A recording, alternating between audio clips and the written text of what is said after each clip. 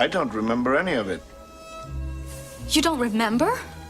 For you, the day bison graced your village was the most important day of your life. But for me, it was Tuesday.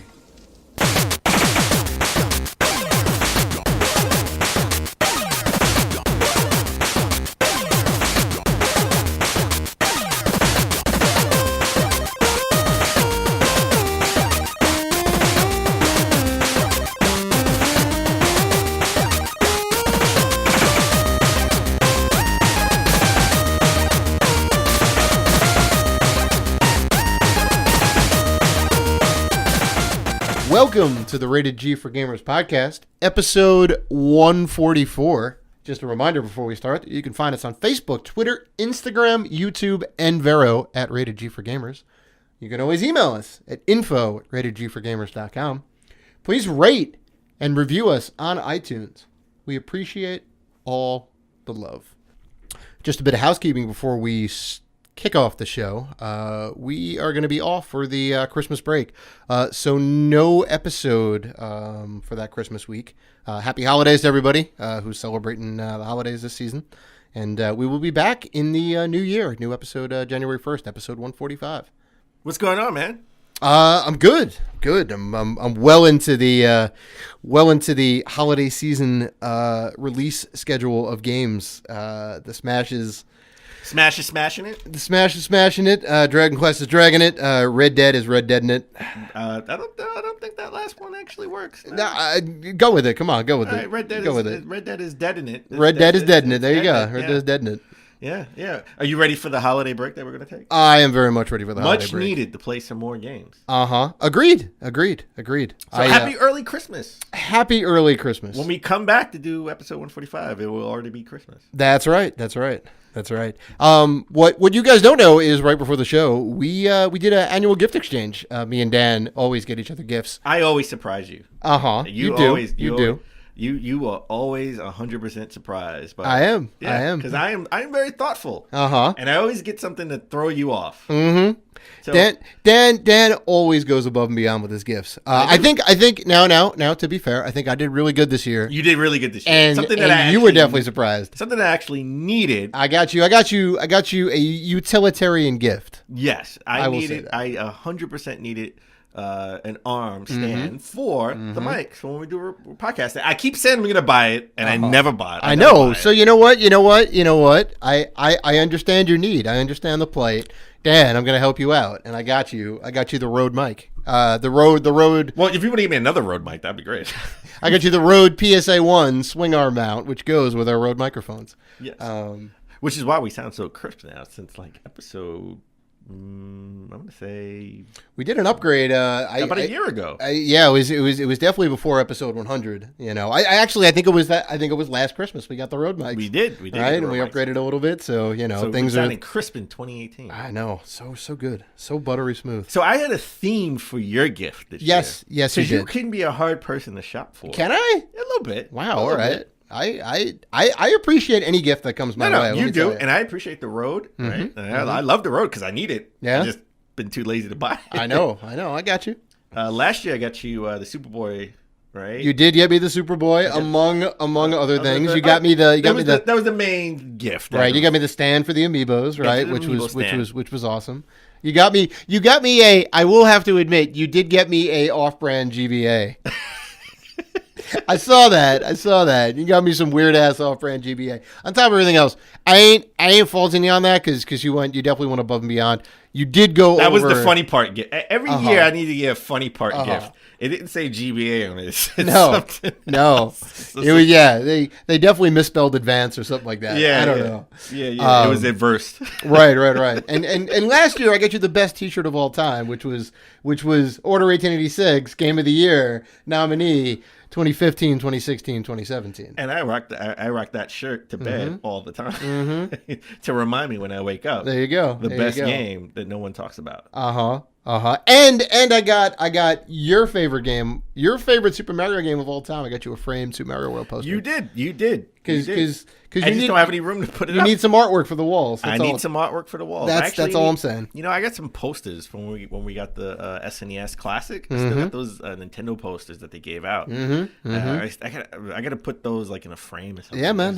Trust me. I got all three. I got a guy. I won all three. I'll help you out with that. But your theme this year, yeah, I took inspiration from last year's Game of the Year. Breath of the Wild. Tying it all in. Breath of the Wild, baby. Full circle. Breath of the Wild. Zelda, I know you love Zelda. I do. I went with a Zelda theme. Yeah, and it was fantastic. Zelda beer stein, Golden Switch stand. Golden Switch Zelda stand. Golden Switch Zelda stand. Breath of the Wild socks, which is very nice. That was the funny part this year. I got the socks. And I knew brown leather. Oh, yeah. No. I love those socks. I will wear them unironically. I got you the hat because I know you love hats. You're a big gamer hat. You got me a nice little beanie, right? Yeah. Yep. And then the piece that is resistance, the main part, the first new part, case, the brand new Switch case. You lost your Switch case. There you go. See, that was Zelda theme. There you go. It's utilitarian and it looks badass. So, and don't forget, I went above and beyond to get the wrapping paper. You got the Zelda wrapping paper, which is nice. I scoured the world or New York. You scoured a borough or two. I scoured about 2 boroughs. 2 boroughs, right? Boroughs. Queens, and you live in one of those boroughs. I live in one of those boroughs, and you work in one of those boroughs. You know what? I scoured.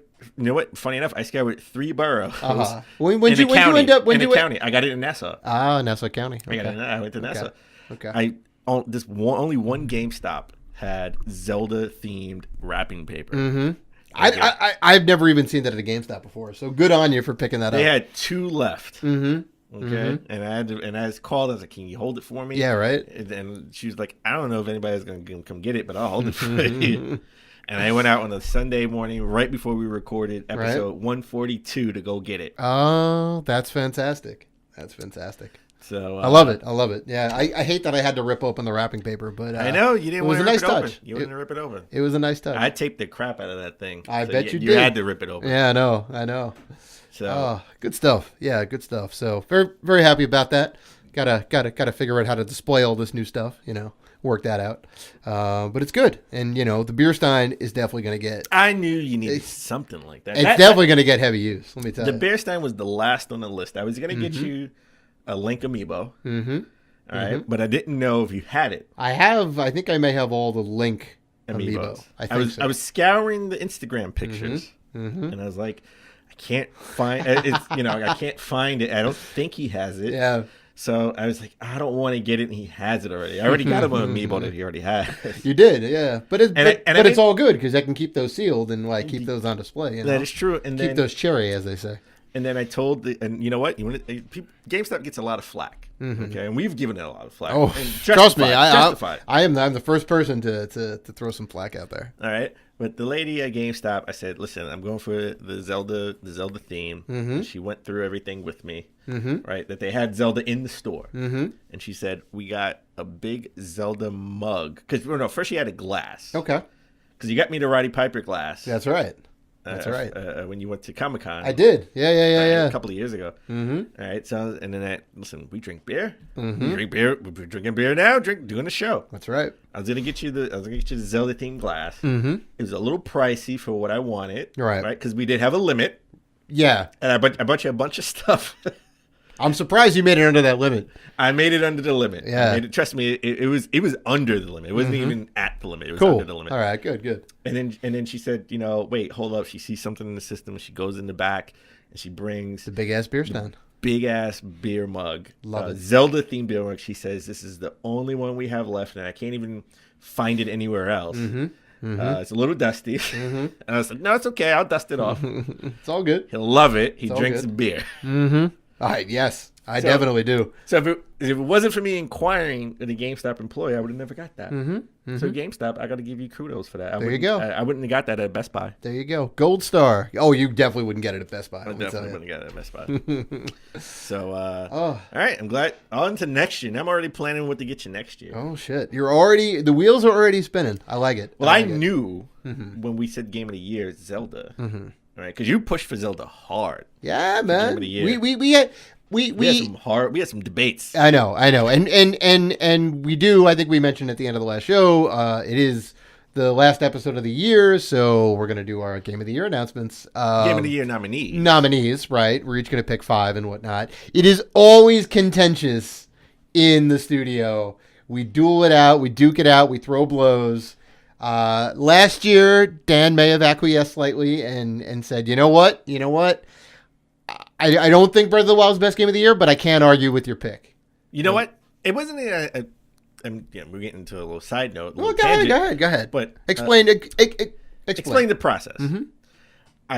I semi disagreed, but I couldn't argue against it. Right.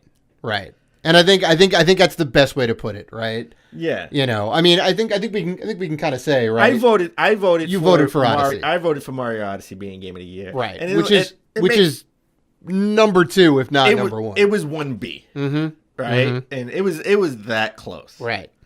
It was that close, Mm-hmm. and I would vote for Mario Odyssey if it came out this year. Sure. It's still fresh and holds up well. The reason I was pushing for a Breath of the Wild is we didn't have an amazing Zelda game in a while, right? That's true. That was my rationale, right? Nobody really liked this. I mean, like as far as I could tell, Skyward Sword did not do well. People weren't really crazy about it. Twilight Princess, people really weren't that crazy about. And even like Wind Waker, people had to come around on Wind Waker. Like at first, everyone's like, "What is this cell shaded art style?" Like, I'm not about it, So everybody was furious over Wind Waker. Right. So like that's why I was like, no, Breath of the Wild has to take it. Like they've like come back to the hill. They've come back to the mountain. But I mean, let's not kid ourselves. I mean, before Odyssey, we got like what, Super Mario Brothers Wii U. Super Mario Wii U. There was Luigi. Super Mario Brothers 3D Land. Yeah, but which was good. Those weren't in any contention for Game of the Year when they came out. Yeah, it wasn't a drastic change in the Mario Land. Sure, right? Sure, the Mario world. Yeah, so, I think you're 100% right. This is a reimagining of Mario 64. No. Yeah. Right. Yeah, I think the last Mario, last real Super Mario game that got real praise was Super Mario Brothers Wii. Right. When they went back to that side scrolling. They went back to the not roots. the open world, right? Mm-hmm. And then it was I think it was like the 25th anniversary too at that time. I think so. Yeah. I have that 25th anniversary bundle. Mm-hmm. And the Wii U version just didn't cut it. Right. And then the 3D Land version really it was good. Yeah. People had their complaints about it. Sure.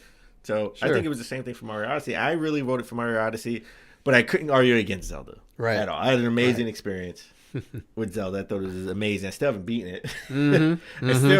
I go back from time to time for like 20 minutes. You grab a star here, grab a star there. Yeah. Yeah. So I need to really go back and just beat it. Right. So I mean, well, wait. You haven't beaten that. You also probably haven't beaten Zelda yet, have you? Which one? Breath of the Wild. Yeah, no, I haven't beaten. No, that's what I'm talking about. Zelda. Oh, Breath of the Wild. Okay, yeah, I beat Odyssey. Oh, you have beaten Odyssey. No, okay. I beat Odyssey in a week. Oh, all right. Okay. I forget. Remember, you told me not to spoil it for you. I forget. That's right. You did end up beating it before I did. I think it was still going around trying to like pick the stars up. You were going heavy on the stars. I was heavy on let me just beat this. Right. GMG, grown man gamer over here. And I don't have time to get all the stars. And I went and I did the opposite with Zelda. I wanted to unlock all the towers so I get all the map. Yep. Instead of going straight for Ganon, because you can do that like right away. You can go straight for Ganon. I didn't do the beast, right? The champions, right? The dungeons. Well, that was all the. You don't. Yeah, you actually don't have to do those either. You don't have to. I mean, it makes it easier. It makes it a hella ton easier. It makes it easier. I did 2 of them. You haven't fought Ganon yet, have you? I have not. I didn't even sniff the castle yet. Do the other 2 dungeons, the other 2 beasts. I'm at like the volcano part. Okay. Like, yeah. I don't know how to. I don't know how to actually go up the volcano without dying. I need to get special clothes. You do need to get the special clothes. The special clothes you get are at the top of the mountain. So the recommended thing to do is to make the heat-resistant potion and then just run all the way up the mountain. Wow. Because otherwise you won't be able to make it. Gotcha. And I actually had to look that up. I cheated a little bit on that because I was like, how do you get up there? It's okay. If the clothes that you can buy that there. are heat resistant are there, I'm like, I didn't think to make the potion. But yeah, like you get like 2 of those potions and like one big meal, you should be good. You just make a beeline for the top of the mountain. I think I left off like I'm literally in the middle of the mountain. I was just like, all right, pause. Yep. That's it. All right. All right, so moving off on a little bit of tangent there. You know. Well, this year we had contention. And I think it's the other way around, to where I'm really pushing for one game, right? And which could be on my list or your list, or your list, right? I mean, doesn't matter. And I think you're like, you really couldn't argue against it because you really loved it too. It's because what we did was we both picked 10 games, right? To see. And if there's any overlap. Right. Then we have to choose different games, right? When we choose different games, we want to make it a little bit more interesting. Yeah. So we do like the 10 unique games. We will not reveal the winner this week. That will be coming in the new episode. In the, I guess, the year in review. First day of the year. Yeah. There you go. It'll be the 2018 year in review and the game of the year winner announcement. I suppose at the top of the show, right? Top of the show. You know what? We can save it for the end. Who knows? Sure. I think in that episode we're going to do, year in review of 2018 and what we look forward to in 2019. Then we're going to announce a game of the year of 2018. Right? Yeah. All right. Yeah. So look forward to that. You're a big Doom fan. I love Doom. I love Doom. We Friend of the show. We love Doom, yeah. We love Doom. Friend of the show, Anthony loves Doom. Right? I mean, I think he bought like some limited edition. He bought, I believe, some Doom 2. I think it was Doom or Doom 2 discs that were signed by John Romero. He got a whole big kit, spent a lot of money on this thing. I think they were the master game discs, from John Romero personally. Threw in a bunch of extra stuff, got a certificate of authenticity and whatnot. And he's like big into Doom. He's big into Doom. Now, I wonder if he's going to be all about this because it looks like the Doom creator, John Romero's putting out some new levels from 1993's Doom in 2019 coming out courtesy of Limited Run Games. That's right. You better believe Anthony bought limited special edition. There are only like a handful of them. It runs $166. It's called Sigil, I believe, right? And it's got all the super cool stuff on there, right? The games come on a floppy disk that's shaped a USB stick that's shaped like a floppy disk. Oh, wouldn't it be even cooler if it was a USB stick and floppy disk? Yo, right? put them on actual floppy disk media, right? Yeah. Because anybody who's going to go in on all that is probably going to have a floppy drive lying around or would buy one old school to play that, right? Yeah. But it's like super cool. Take a look at Limited Run Games to see like the whole thing, like the super special edition for it, right? It's cool that a game that's now like 16. It's over 15 years since this game has come out. It is old enough to drive. Doom is old enough to drive. It's 25 years old. My math is wrong. Math is old enough to rent a car. It's old enough to rent a car, folks. It's classic. It's really weird to say, right? It just kind of shows how old we are, or how old I am, as Dan likes to say. How old you are. And how much younger, 2 years younger, folks. I was just born. Than he is. I was just born when this came out. You need to check on your math. You need to check on your math. You were in college. You were in college playing Doom. So this is definitely super hype. I don't know if I'm ever going to be able to get the Sigil special edition, this and that. You better believe I'm going to be playing those new levels, and we will get you set up. We will get you set up to play those new levels because it's only going to be PC. It's only going to be PC as far as I know. Like it's not being released on any other platform. It's not going to be released on any other platform. I'll play it at Dave's house. Yeah. I'll play it at Anthony's house. There you go. So super cool. Yeah. So one more thing. We talked about the Avengers, right? I can't wait for the Avengers movie. I mean, we're gonna do a whole show about the Avengers movie. Yep. All right. Yep. What was it? Endgame. I think it was Endgame. Right? Avengers Endgame. Yeah. Endgame. Which is just an epic title. Should we do a whole show about Sonic the Hedgehog, the movie? Wait a minute. Let's take a step back then.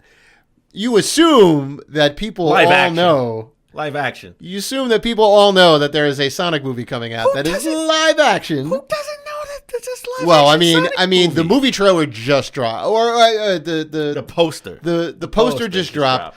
I saw a quote unquote like teaser trailer for it. A lot of people said it was faked and doctored and whatnot. It looked pretty legit. We know the movie poster is real.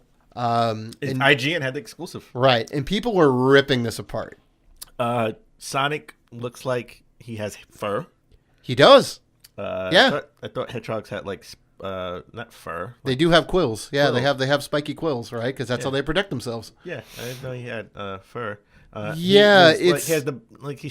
sort of like a humanoid. Yeah, he's pretty muscular. Like he's pretty brolic. He's not the Rock, but he's fit. That's he's pretty. If he had an OkCupid dating profile, he would be fit. He would have shirts off. He would have shirts off showing that 6-pack abs. It's weird. It looks weird. It looks. You can't really see it. It's in the dark, right? Because this is still being teased, right? It's a teaser poster, I guess. Right? Yeah. Something along those lines. Yeah. I'm not all about it. Okay. So the movie poster is certified trash, right? On the Dave scale, it's trash, right? I think we can both agree on that. Yeah. The cast, as far as I know, the only two people that I know that have been announced as characters is Dr. Robotnik / Eggman is Jim Carrey, right? Which I think is a great role. No? Let's look at some old Jim Carrey roles. What has he done? He hasn't been relevant. He's doing his painting thing right now and whatnot, and he's been in a bit of seclusion. He played the Grinch, right? All right, he did play the Grinch, but come on, well. he was Ace Ventura.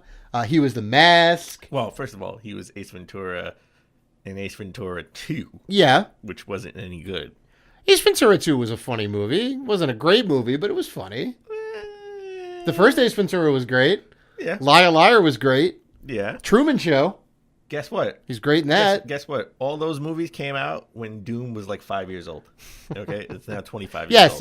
Yes. He was a relevant actor in the 90s, but he's done some great stuff. He's got gravitas. 23 was good. 23 was his last really good movie, and that was in the mid-2000s. Okay. Well, that doesn't just because he's not relevant acting doesn't mean that he can't still act. I'm not saying he can't act. Okay. I'm just saying he hasn't made good decisions on his roles. There's been some notable flops in the last decade. There's been some notable. He hasn't been in much. He's been in enough that we don't even care. Okay. So you're not so hype on Jim Carrey as Eggman, right? No, not really. The guy who's playing Sonic, who I am a big fan of. I don't know if you're a Parks and Rec fan. I am not. Okay. But I do know who you're referring to. Right. So the actor plays John Ralphio on the show, who is amazing. I love this guy. He's got a podcast out there who I've listened to from time to time, which I think is great. He's got a great personality. I think he's going to knock the character out of the park. Right. Poster aside, animation choices aside, I like those two characters in those roles. All right, so two movies we got to look out for. Video game related movies. Look out for in 2019. Sonic the Hedgehog and Monster Hunter World. Okay, three movies we got to look out for. Monster Hunter World and Detective Pikachu. How could we forget Detective Pikachu? I want to see Deadpool, Ryan Reynolds. Pikachu. Ryan Reynolds as Pikachu. Yeah. There you go. Oh, that's going to be a great movie. So Dave, since this is essentially the last show in 2018. That's right. It is 2018. I know you had to pause there for a second. I was like, wait, 2018, 2019? Yeah, 2018. Yeah, last year in 2018. 2018. Let's get into the notable games coming out next month, January 2019. All right. So this is a game I'm looking forward to. Coming out January 11th. Oh, Christmas 2. That's not Christmas. It's not. Christmas 2 does not start in January. It's like you ate a rotten egg. You had a bad taste in your mouth. Start in January. Christmas 2 is like March. It's all the games that don't come out during the Christmas season. It's the Christmas March. season ends right after Christmas. Okay, so you know what? Let's define Christmas 2. Go ahead. What is the end? What is the start point and end point of Christmas 2? Christmas 2 to me, and the last week, the 25th to the 31st doesn't count because no games get released then. I would say it's January 1st to like April 1st. What? No. 3-month period. Q1. Q1 is Christmas 2. No, what's Christmas 1? Christmas 1, the Christmas 1, okay, the holiday season is like the end of September to December 25th. All right, I disagree. It's all right, beginning all right. of September. Okay. To like 2 weeks before Christmas. Not even the first week of which is usually the last games to come out. Yeah. The last games to come out. Yeah, right? Sure. I agree. All right. So Christmas 2 to me pretty much starts in February. What happened to the games in January? Where did they go? Until May. Until May. Until May. Oh, no. If your game's coming out in April, that is a conscious decision. If your game's coming out January, February, or March, you couldn't hit that Christmas release window, I think. Christmas 2 ends in May.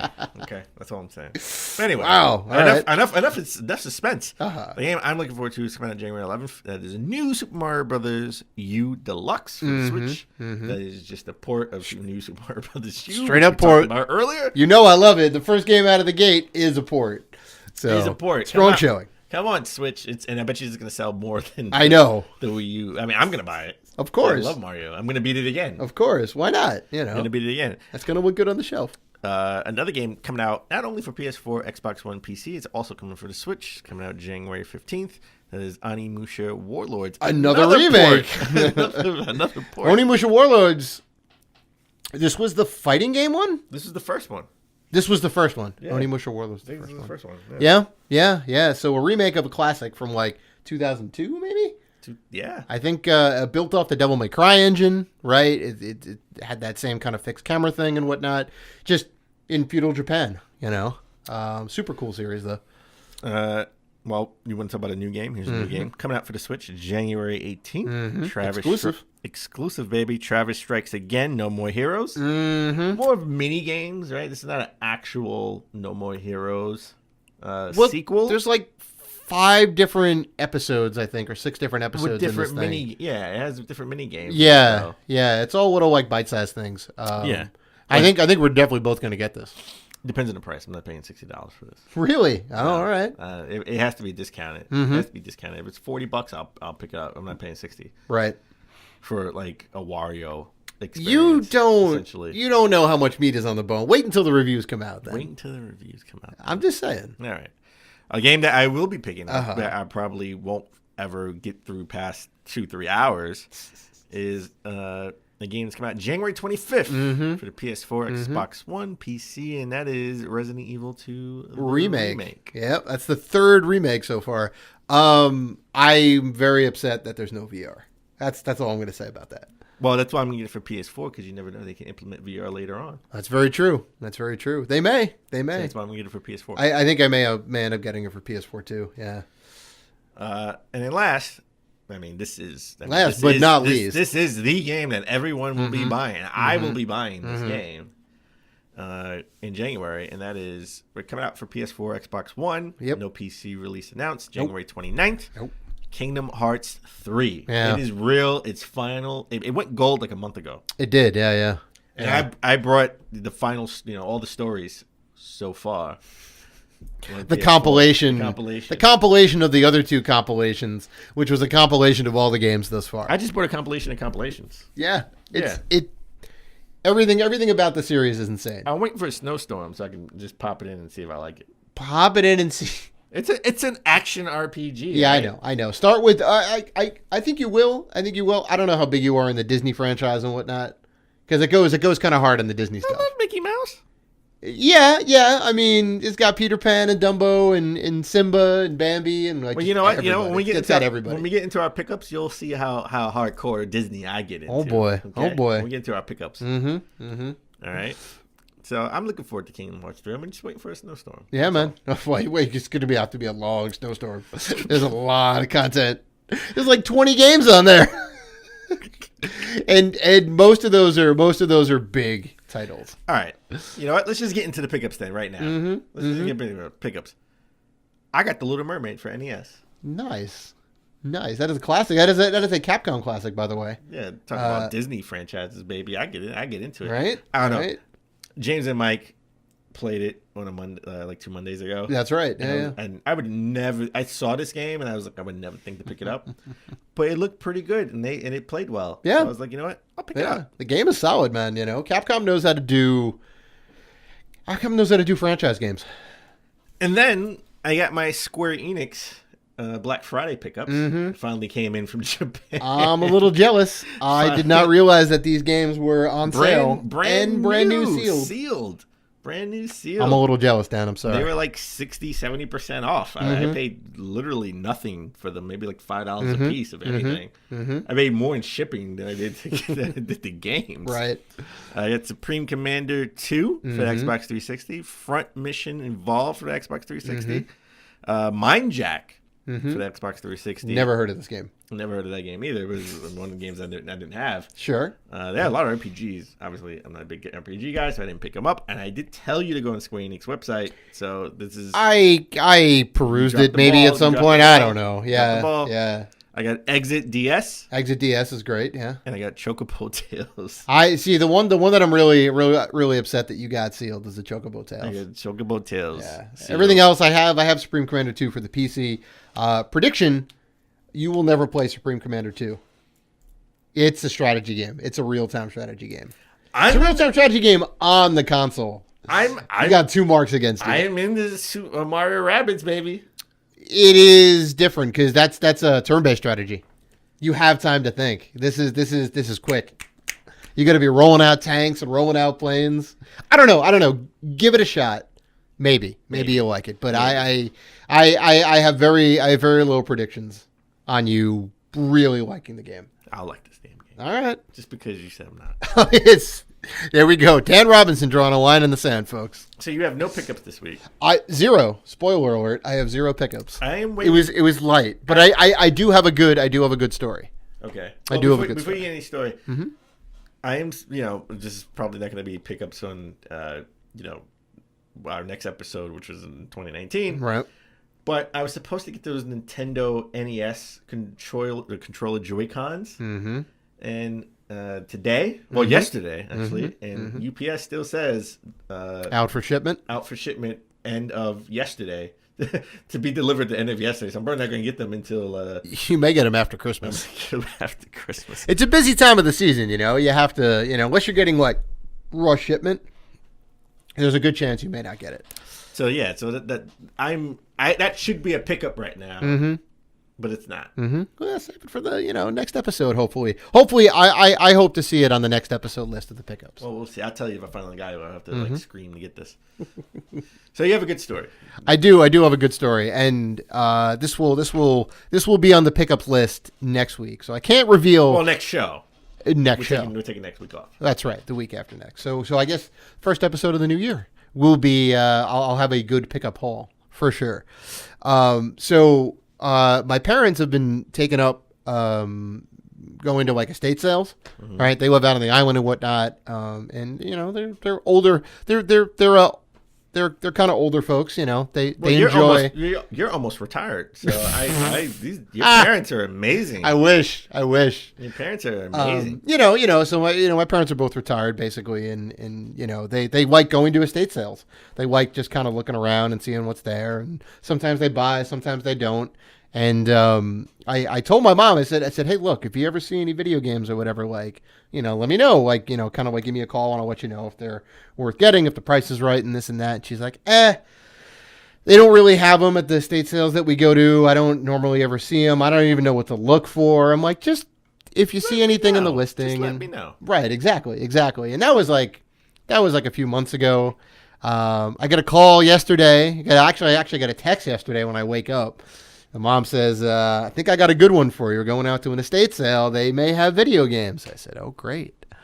So long story short on that, my mom, being the great negotiator that she is, managed to get the whole lot of games. I'm not going to say what they are until I get them next week, but she got a whole lot of games for $30. Nice. So the price price was right. The price was right for the amount of games that I got and whatnot, because it seemed like they wanted like $5-6 a game. I'm like, going to be these people? I'm like, I'm probably not going to take anything then.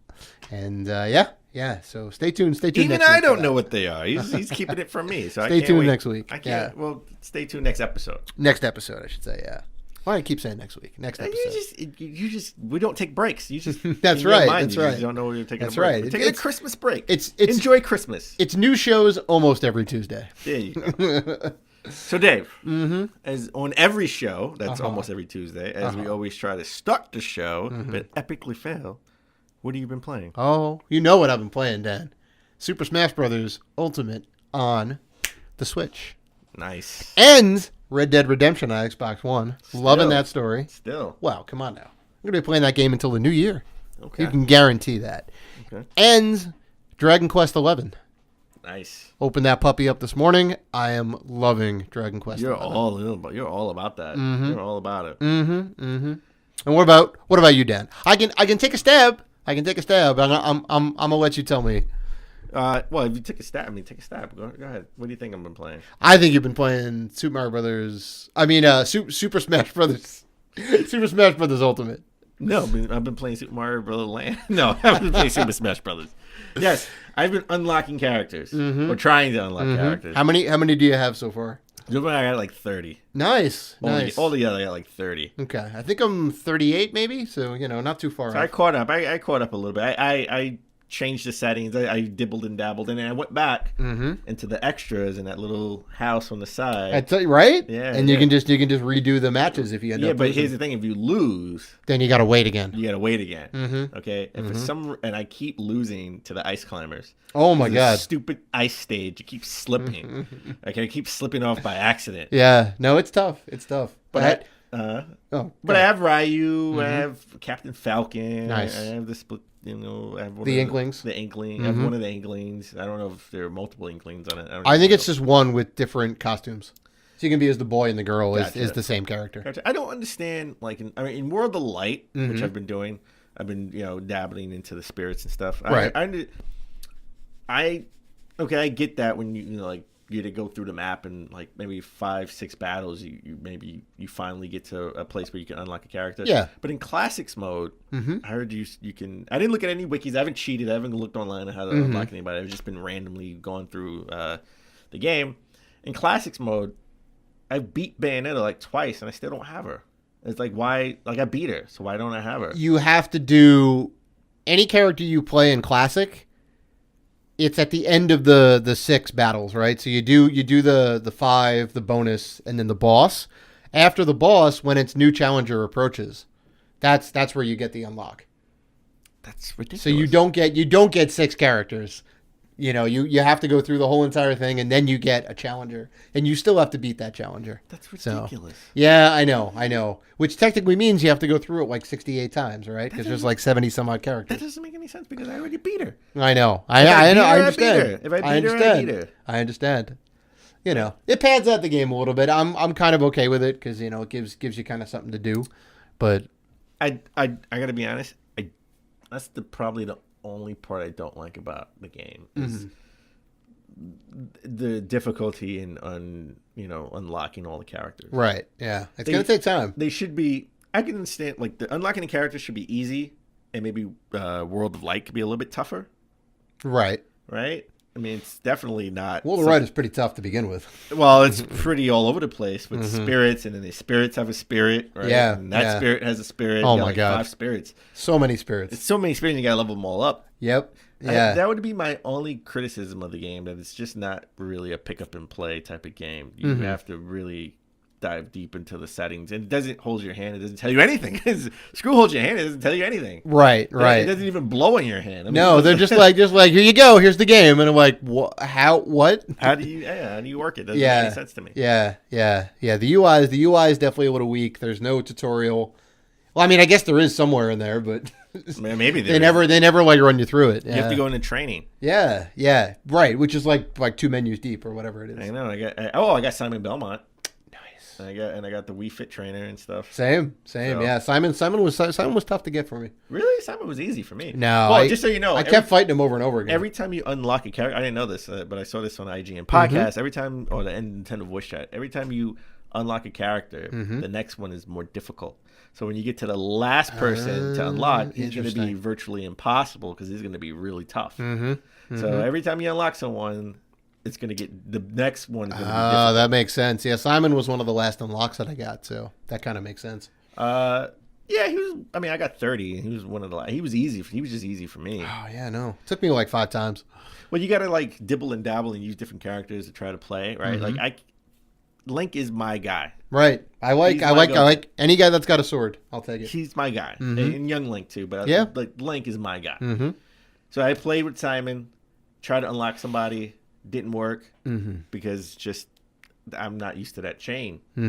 Right? I cannot unlock anybody with Ryu. I'm sorry. Okay, like every time I try to do a special, he's just like he moves, he just jumps. Yeah, right. Yeah, Like, he's got range. He got range. I don't want it. I don't want range, especially with the ice climbers when I'm slipping. Right. Right. So like Link is my guy. So I go back, hit that little challenge mode again in the extras, the little house on the side. Yep. And go back and bust some heads with Link. Nice. So Nice. all right. I think we've gushed about Smash a little bit too much. Let's take a break. When we come back, we get into our top 10 games of last week.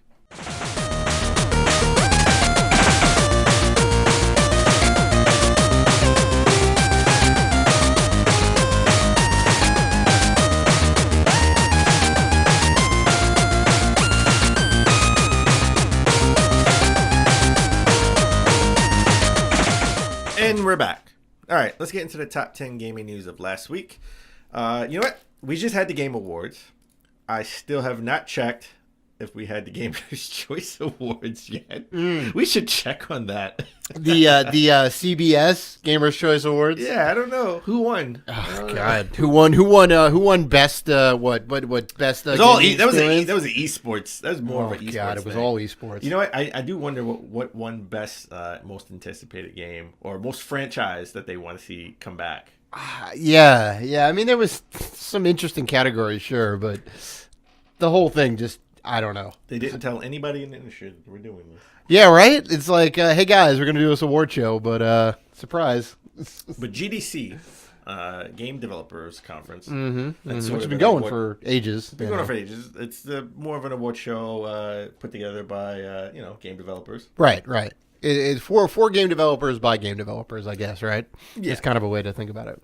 And that's usually in like February. I think, February, Yeah, March. they do it like early in the year. That's when the award season should happen. Of course, that's when the Oscars are. That's when these awards Jeff, are. if you're listening, Jeff Keighley, yeah. maybe Come on do it now. in late January. Come on now, right? Late Because January. then you'd be able to properly give Smash Brothers, it's due. exactly.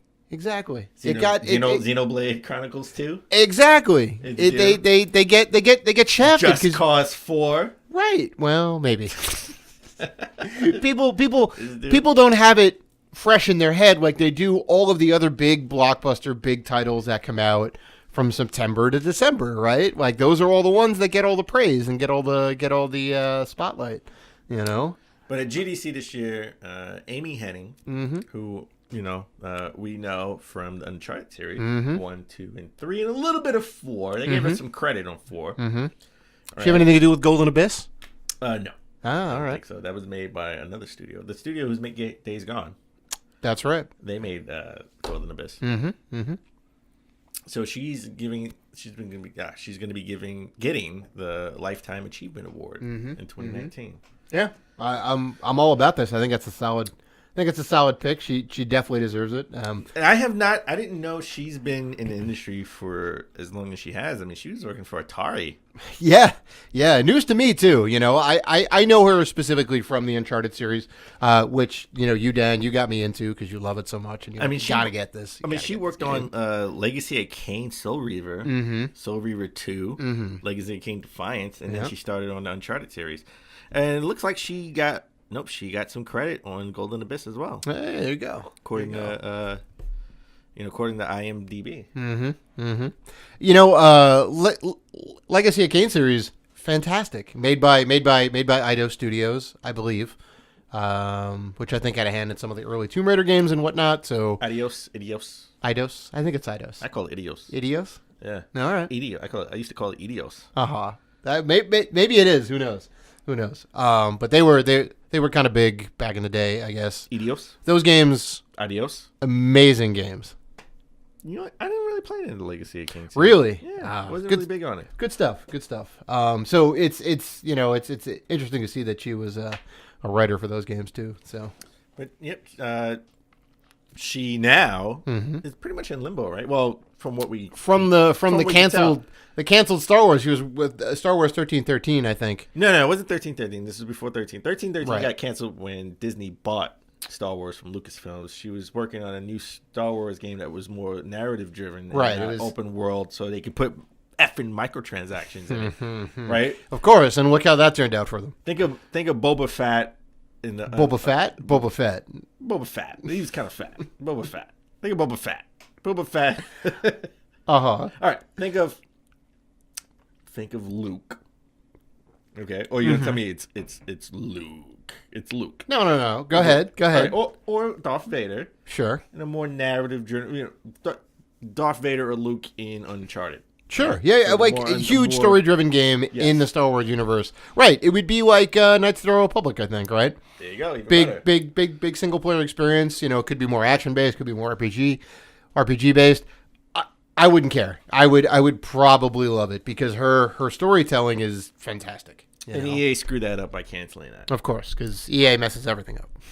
But let's see. I mean, they had it for 10. They have the license for 10 years, and I think we're like almost halfway through it. Right. If not, right? Because we had Battlefront 1 and 2. Right. The first Battlefront, I think, was 2015. Yeah. The next one last year, 2017, right? 2017. Right.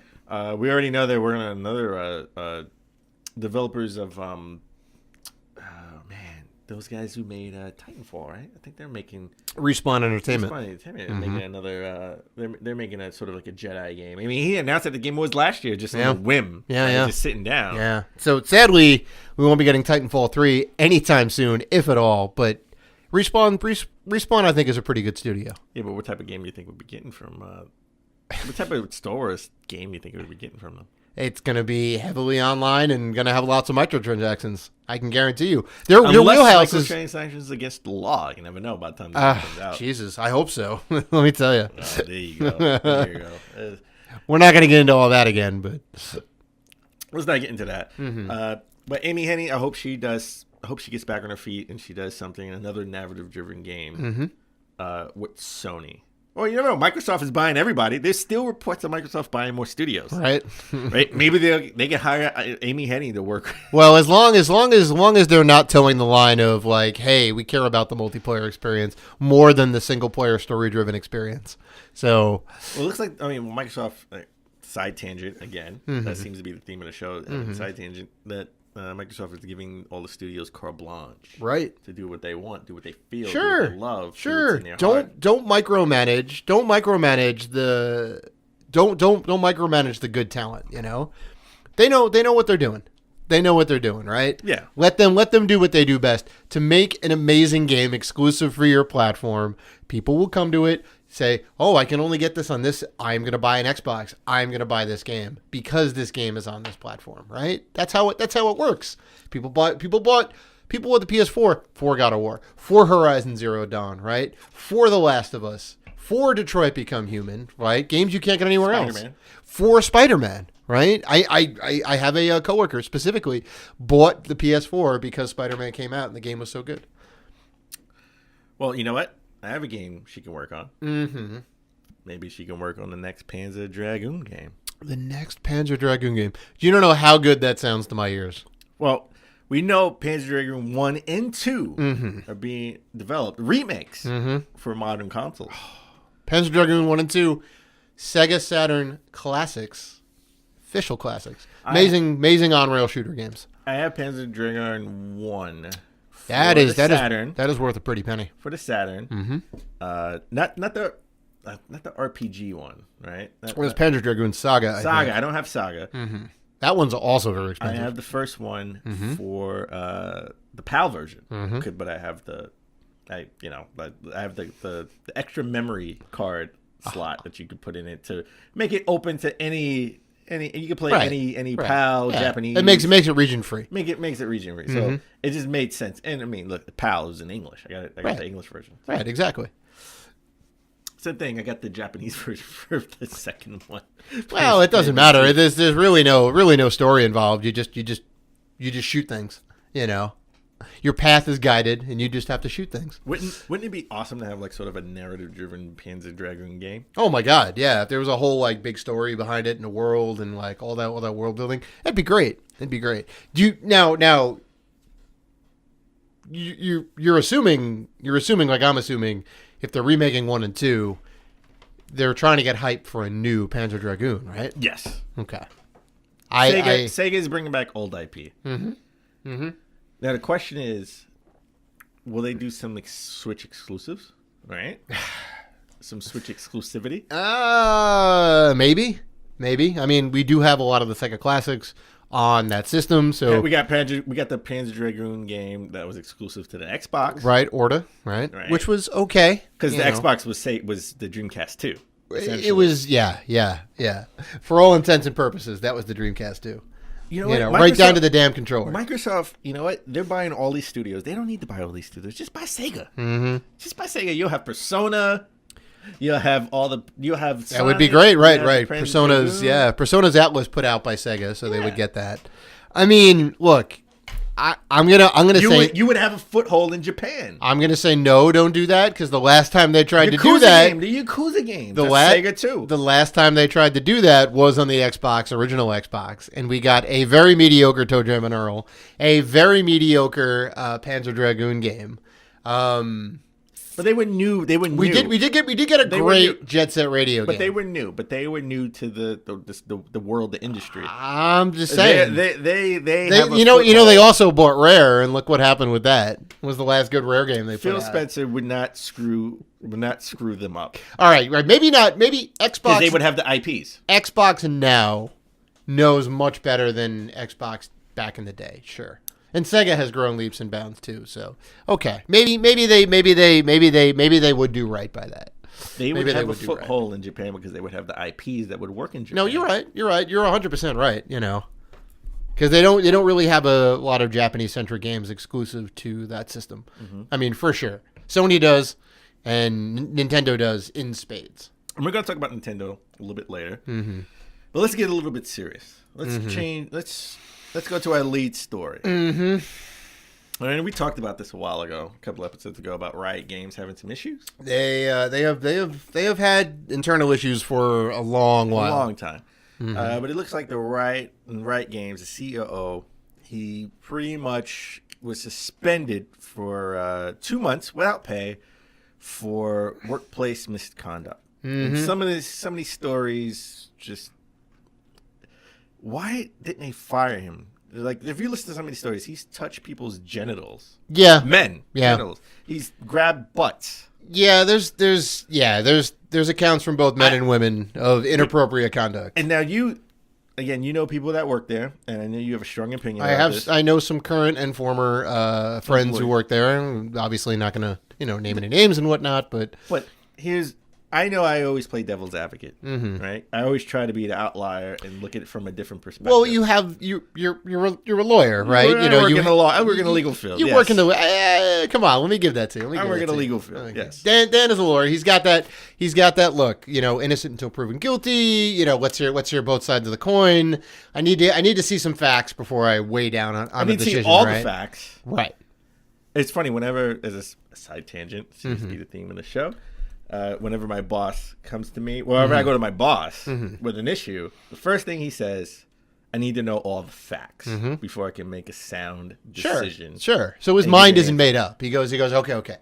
Tell me the situation, right? Yes. Tell me the situation from start to end and bring the file.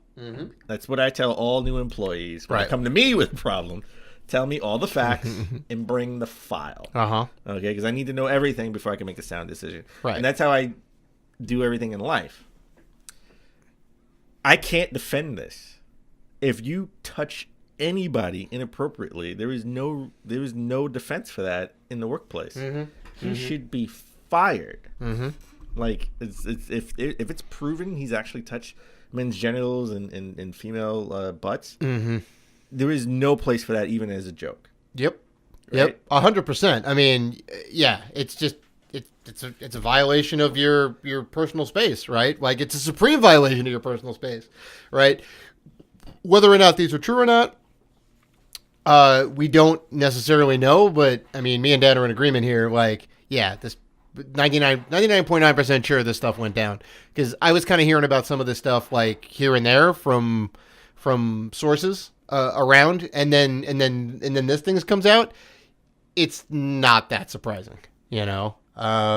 Like, dudes got to go. They need to change their culture internally, right? Because if the COO, who is pretty high up in the company, right, he's got to be like number 2 through 10 in the totem pole or whatever, right? He's pretty high up in that company. They are a big company. That means that he is setting the tone, and that goes down to everybody, right? So like that's like the culture that's in the company. Like, no, I don't want to work there. Like, Dan doesn't want to work there. Nobody would want to work there, right? That's just awful. Like, everyone may not experience that, but it's just I wouldn't want to be in a company that has anybody doing that stuff, you know. Okay. Again, let me reiterate.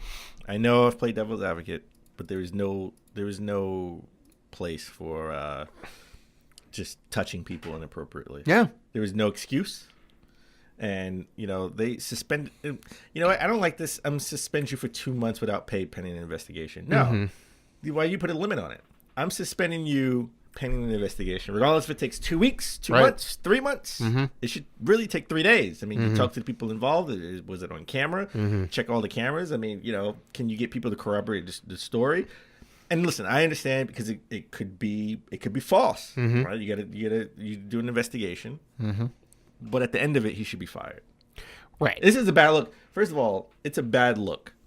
It's a supremely bad look, because if you continue to read the article that came out on Kotaku, because it looks like Kotaku broke the story, he said it was sort of he didn't do it. He didn't touch people inappropriately. And then later on, he said, "Oh, well, I did touch them inappropriately, but it was in a joking manner. You don't know the full story." So his story changed. His story seemed to change. That's not a good excuse. It's not a good excuse. Nor is that going to hold up in a court of law. It doesn't matter what your intent is. Nobody wants that to have that happen. Nobody wants that, like, period. Right? No one's going to be like, "Oh, he was just joking around." That shit. No, you're done. I gotta be honest. If he touched my genitals, the story would be I'm arrested for punching him in the face, right? For choking out my boss, because you're not touching my genitals, right? You know what though? Like the whole suspended for 2 months thing and whatnot. Riot was super reactionary, and they tried to get ahead of it as best they could and said, "All right, look, you're out for 2 months, and we'll go ahead and without pay, work pay. everything Unfair, without pay." Right, he's getting without pay. So they obviously just wanted to be like, "Look, this can't happen. You're sideline it until we figure out what's going on." So. Yeah, I mean, we'll definitely follow up on this. He should be fired in 2019. Right? Yeah, maybe I would agree. Wait till after the holidays. I fire him after 2019. I think that's also going to happen too. But we'll definitely let you know what happens with that. All right, let's get back to Nintendo. All right, Nintendo's been in the news lately. A lot of Nintendo news, and we're going to get into it. So there was some talks about a Switch Pro redesign coming in 2019. All right. Funny enough, SNK sort of did a big sort of presentation of like some of their new games. We had that like Samurai Showdown, Samurai Spirits, which is Samurai Showdown. It is the new Samurai Showdown game. Yeah. And Samurai Spirits is the Japanese name. Yeah, and King of Fighters, right? And they sort of showed a slideshow. Oh, and Metal Slug. They showed a slideshow with it coming to Xbox, PC, Steam, Xbox, Steam, PS4, and PlayStation. Actually, they didn't say what console, PlayStation and Nintendo console. Right. And then there was sort of like 3-4 months ago, there was talks about a new Samurai Spirits game, 2 versions coming out for the regular Switch and the Switch Pro. So when they did the slideshow, this brought up all those rumors from over the summertime when we were talking about Switch Pro. Reggie Fils-Amie, He put the kibosh on it. he put the kibosh on it. Yeah. Pretty much saying we're not really focused on a Switch, a new Switch revision. We're focused on games and the Switch and the Joy-Cons, blah blah blah. That's PR talk. he couldn't say anything but He that. cannot. Yeah. Come on, what is he gonna say? Hey, yeah, we've been Right, 'cause- R&D in Switch Pro or Switch Lite, as Dave thinks it's gonna come out, a lesser Switch. A light switch, probably. Yeah, I think the Pro and then the light switch. But yeah, I mean, if they're not ready to show it, this is the stance you need to take. Like, yeah, look, we don't have anything to report on it right now. Is basically what he's trying to say. I will say this. Do you think they're gonna come out with a lighter, like a Eventually. lesser power Switch? I wouldn't say a lesser powered switch. They would come up with one, and I think we talked about this too. Like, to find ways to cut costs, right? Maybe the Joy-Cons don't detach, right? It's just kind of a single player thing. Maybe it's just a smaller screen, you know. I think we're gonna get a Super Switch. It's not gonna be a Switch Pro. This PlayStation's thing. It's not gonna be a Switch X. It's Xbox thing. We're either gonna get a new Nintendo Switch, or we're gonna get a Switch Pro. I mean, a Super Switch. Sure. I mean, like The Joy-Cons are going to be different. right. It's going to be all about the screen and the power. Of Oh, the unit. 100%. 100%. More power, more power, more power. I think the screen will stay the same. The sides need to stay the same because I think it needs to be able to be backwards compatible with the current model that's out now, right? Yeah, with games and Joy-Cons. Sure. And Yeah. maybe you could sell at a sell at. Well, Nintendo's never been selling. They've never been about selling things at a premium, right? But we have a new CEO of Nintendo, Kimishima-san. Kimishima-san, right? I mean, he put the kibosh on that Nintendo online program, right? Where now, if you're a creator, you can create things with Nintendo products as long as it's not stolen or pirated or anything illegal, and they won't put the kibosh on it and take all your revenue, right? So he's bringing a different culture to the company. He's bringing his spin to it. I think he wouldn't go for a lesser model. I think he would go for more of a Super Switch or Switch Pro, as they say. Right? I agree. To compete. That's exactly right. When we have the Xbox Prime and the PS5 coming out, right? Evident, probably in 2020. I mean, it's never going to be as powerful. Like this new system.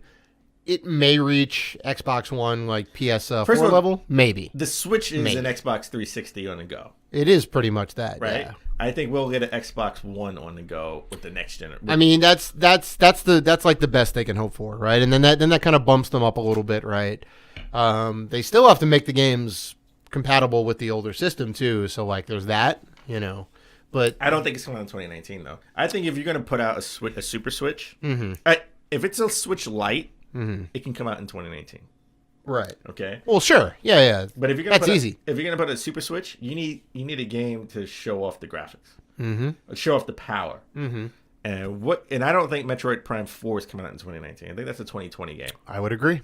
We haven't seen anything about it. Nothing would lead us to say this game is almost ready for prime time. I think we'll. I think we'll get Metroid Prime Trilogy this year. Well, next year, 2019. I'm already there. You just really want that to happen. That's all. It's coming. It's coming. Okay. Nothing has tipped you off to say that it's coming. We got a Pokemon game. But they said we were going to get a mainline Pokemon game. Yeah, right? in 2019. In 2019, we're going to get this. We have to get a Metroid Prime trilogy. I'm quoting you on this right here and now of this day of this recording. They're porting every other Wii U game. They can't port a Wii game to the Switch. Well, technically it was two GameCube games and a Wii game that were already ported to the Wii in a Metroid Prime trilogy.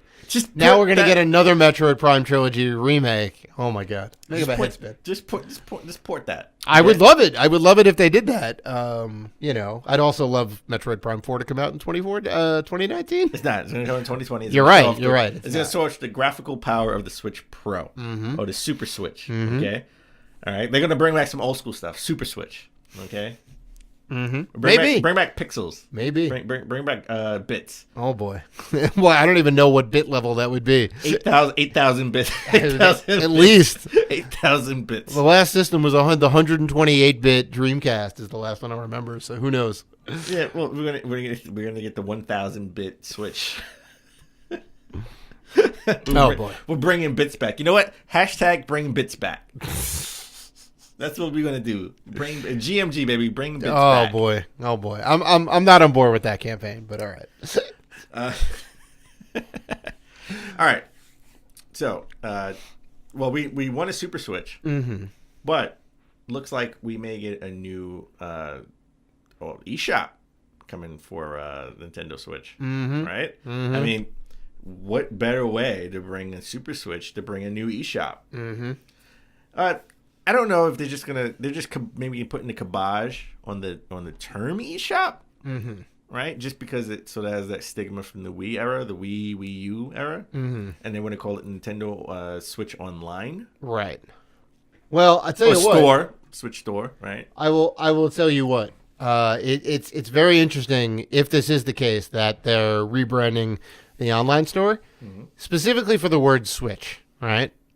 What that means to tell me, because the eShop work with the 3DS, it work with the Wii U, and it work with the Switch, right? I don't think there's any Wii U content in there that you can even buy anymore. Maybe not yet. Right. So like that's like pretty much done. The 3DS is what, like 6 years old now, right? That's kind of on its that's on like its last legs right now. If this is true, to me this says the 3DS is done. Like, beyond the handful of games that are going to dribble out in the beginning of the new year, I think that's it. I think they're going to go all in on the Switch, which means that they would need a lower price Switch to be their entry level, which would lend credence to your Switch Pro situation. Well, right? And the regular Switch, okay, just to go back to the Switch Pro, the Switch Pro can be at a premium, right? And maybe you can sell maybe just a screen separately for the people who already have the Switch and have the Joy-Cons already, yeah. Right? Because I already have 2 Pro controllers. And 29 Joy-Cons. I have 2 Pro controllers. I have 2 sets of Joy-Cons, so 4 Joy-Cons. And I have 2 actually wired controllers because I have the Mario Odyssey one and I have the Breath of the Wild one. Right. I don't need any more controllers.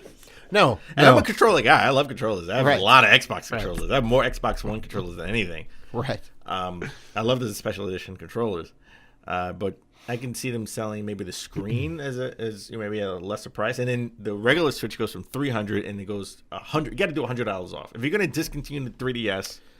You want people to be in the Switch ecosystem, so just go $100 off. Make the Switch $200, the regular Switch $200 off. You think they can make that happen? Think they can cut costs enough to make it $100 less? Maybe.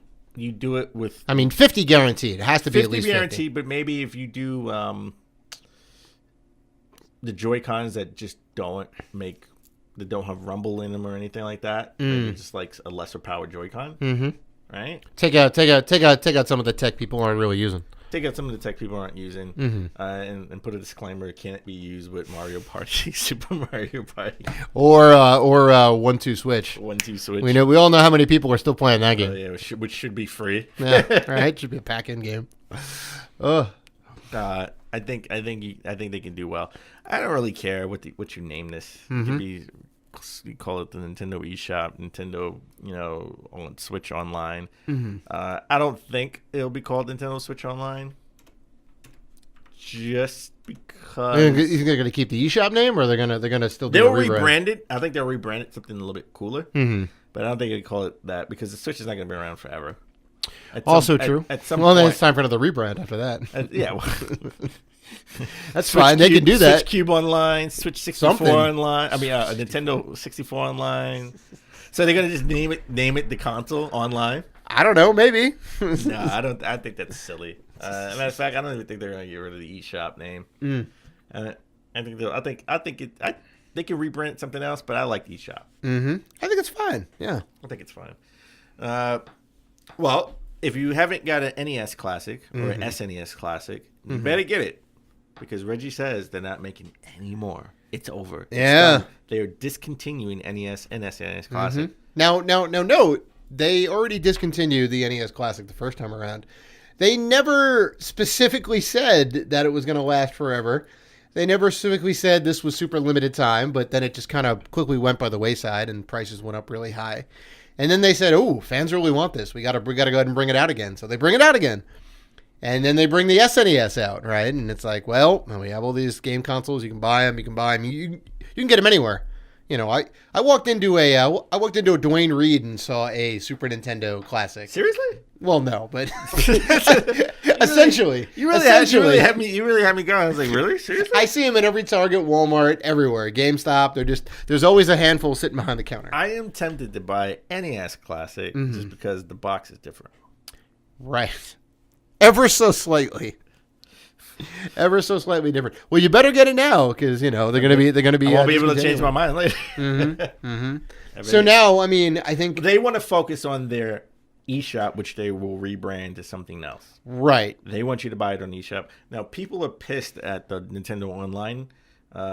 You're only getting like 2 games, 2 or 3 New NES games Yeah. every month. Yeah. We got Metroid, right? And Metroid, you now if you haven't played the original Metroid, it could be a little bit cumbersome now because there was no map back in the day. We had the There was no map and the controls don't hold up very well. But- It's Super Metroid, this is not. Super Metroid. This is that, but you know if you play Metroid, they have sort of like when on the Zelda. If you play the original Zelda had here we're gonna give you a bunch of stuff and then you can basically beat the game very easily. Well, the original Zelda, they give you a bunch of stuff. You can beat the game. It still won't be easy to beat the game with all the weapons, Right. and the swords, right? But it's easier to traverse through the land, Right. To Right. beat Ganon. Yeah, they give you like a leg up. You don't have to do all the dungeons to get all the special weapons, Right. Same thing with Metroid. They have already a save feature where you go in, you can just face Ridley, Right, which is essentially like the last boss you fight, Which is the before you last go to like Mother Brain. So that's awesome. I definitely like that they're doing this kind of like, I don't know, like here's like a little leg up to like start the game off, right? But people It's are cool. up in arms over them discontinuing NES and SNES Classic, Mm-hmm. and then they're not happy with the Nintendo Online. I mean, you get like 3-4 games for free with the PlayStation and Xbox. So I don't understand why people are pissed that you're getting 4 essentially free NES games that you can continuously play. And so far, they haven't given you a cutoff time. You can play them indefinitely. Right. Because I think originally what they were saying is like, well, we'll like cycle out games and this and that. They just keep adding and adding more games. Yeah, like they 3 or haven't 4 cycled at a off. time. They haven't cycled off anything. So I don't understand why people are mad. They're mad that they not get Super Nintendo games. But you know what? You gotta wait. Wait. They're definitely in the works. They're coming. They're You coming. just gotta wait. Mm-hmm. I don't understand why people are so mad. Well, my question is like I mean, I get all that. Fans are fickle basically. What I want to know, and I think I know the answer too, is that are we going to see the rise of the Craigslist ad for the $120 SNES Yes. or NES Classic? Yes, That's going to come back. it's again. going to get discontinued, and people are going to want it. Right? in the generation behind us are going to want them. Right, which is why I'm thinking I should buy NES So Classic. it's going to hold some value, right? Just a new buy the second print of the NES Classic just 'cause it's different personally. And you know what? I have all the main mini consoles. I didn't get the SNK. I didn't get the Commodore 64. Right. I should get the Japanese PlayStation. It has a better game lineup. It has different games. It has a better game I don't lineup, right? speak Japanese though for the RPGs. Well, I mean, sure, but I mean, at least you get the 60 hertz, because they're all NTSC. They're not in PAL, all right? So you don't get the weird like 50 hertz games that tend to run a little bit slower. I can understand that Nintendo not discontinuing this and want to focus solely on their online. And look, we're going to get the SNES Joy-Con controllers at some point. If not next year, guaranteed 2020. Because we're going to maybe get the well, you know what? Actually, I don't think we will get the N64 Joy-Con controllers. This wouldn't make any sense. Maybe we'll get like a wireless controller. Right. N64. There is a rumor out there that they may not put out an N64 Classic, and they want to focus that all on the Switch Online. Maybe. Considering that they're discontinuing both the SNES and the NES and the SNES one, because those are just reasons to print money, right? Like people see them in the stores, they want them, they can get them now. Like people are still buying them. You know, they're still great Christmas gifts and whatnot. It would definitely lend credence to that, right? Because then you can just here's this digital game, right? There's no manufacturing involved. You don't have to have a plant that keeps producing systems, right? You can just buy Banjo-Kazooie for $7. You know, one can hope. and well, you know what? They won't be $7. All those N64 games are going to be at a premium because they're going to have to split that with Microsoft. Oh well, if games. they end up getting all those rare games, yeah. But anyway, Smash Brothers right now is doing phenomenal for them. So gangbusters. They're not worried about anything. Mm-hmm. And Smash Brothers actually will be leading the way with EVO Japan 2019. Mm-hmm. Mm-hmm. Now I didn't even know EVO added Japan. You know what? Neither did I. This is news to me. I mean, I just thought EVO was EVO, right? I thought EVO was EVO that was like in Vegas every June, right? Right. I didn't know they had a Japan element to it, but they're gonna have Dragon Ball Z. Well, they're gonna have Tekken 7, Blaze Blue Cross Tag Team, Soul Calibur 6, Street Fighter 5 Arcade Edition, the King of Fighters game. Was it 16? King of Fighters 14? 14, and Guilty Gear Xrd, they call it. Xrd Revision 2. Revision 2. Right, which is basically a tweak to the game. They may have added like an extra character or two, but it's basically just balancing for that game. You know what? I gotta pick up Street Fighter 5 Arcade Edition, the physical. It's only $20. Yeah. On GameStop. Yeah. I gotta pick that up. Yeah. No surprises here. No surprises that Smash is gonna headline. Right, Smash is huge. Everyone seems to be very positive on this from the pro gaming circuit, right? Because everyone's here. The balance is there. Well, I will say this: people who are in the pro gaming circuit are pissed that they got to unlock all these characters. Wow. And I think Nintendo at some point, maybe next holiday season, to keep Smash. Remember, because they have downloadable content until 2020. That's right. Maybe to keep Smash relevant in a relevant. Maybe they put out Smash Tournament Edition next holiday, which I will buy, with all the characters unlocked. Oh, maybe. No. Better than that. $5 to unlock all the characters. No, I think they'll have... No way. They'll put out... It's the same game. They'll put out a tournament game. It's the same game. Listen to me. No. No one's going to pay $60 for an unlock. I didn't say 60. Well, how much is it going to be? $30? It'll be $40. No. $39.99. No. For everything unlocked? Get out of here. No. It'll be Tournament Edition. Uh-huh. They would take out World of Light. You can't play World of Light on it. It would just be a Tournament Edition for people who want to be in tournament. They want to be in tournament. No. $5 to unlock all the characters. I have seen that before. No, I think they can put out a Tournament Edition. It would make sense. It would make sense. Maybe. With all the characters unlocked. All the DLC characters unlocked, too. I mean, maybe. Or maybe put out in 2020, early 2020. The Tournament Edition with all the characters unlocked. I think they can do it. I enjoy unlocking the characters. I don't know. I'm just saying. I think it's a good time. Yes, I understand that it pads out the game a little bit, and it can be a little bit tedious, but I don't know. I'm not gonna lie. I'm a little annoyed trying to unlock all the characters. Of course, yes. This is why you want all 74. This should be an easier way. All right. Trust me, it does take time. All right, let's end on a sort of strange note. Weird. I always like to end these the stories on the end strange, weird, goofy note. So Ninja, who actually won Trending Gamer, at the Game Awards, they changed the name of that award. It used to be Trending Gamer, they changed that though. But he's like sort of like the best gamer, right? Trending Gamer of the Year. Yeah, whatever. He's the most popular. He makes a lot of money. Of course, advertising. Of course. He's big on Twitch, and Twitch is now they've changed some of their policies. And they remember they had all the Power Rangers shows on Twitch, right? From like episode 1, like the first season, like all of the regular the first season. I think they like sort of just had on as a marathon. The OG Power The Rangers. OG Power Rangers, and then they actually the guy who paints, what's his name? Oh, Bob Ross. Bob yeah, Ross. They did the Bob whole Ross, yeah. did the whole Bob. You just stream Bob Ross episodes, right? Yeah, You know, if you want to get in that like Well, Zen it was state. binge. It was binge because they had it all. Well, a marathon. It was a marathon. Oh yeah, Binge. it just kept going, and he put out a lot of He put content. out a lot of content. I remember that. If you want to go and get in a Zen state, pull up some Bob Ross painting episodes, like He had a nice afro. He did. Oh, he had a badass afro. He had a badass He afro. always had that. He always had that jean button down too, the afro. And he'd bang his little paintbrush between the. Rest in peace. Yeah, I know. So Twitch is always trying to sort of, do something different and go out there and hit mainstream. Well, hold on. I just got reminded of something real quick. So sorry to go ahead and cut you off, but did you know Bob Ross was in the military, and he was also, I believe, a drill instructor.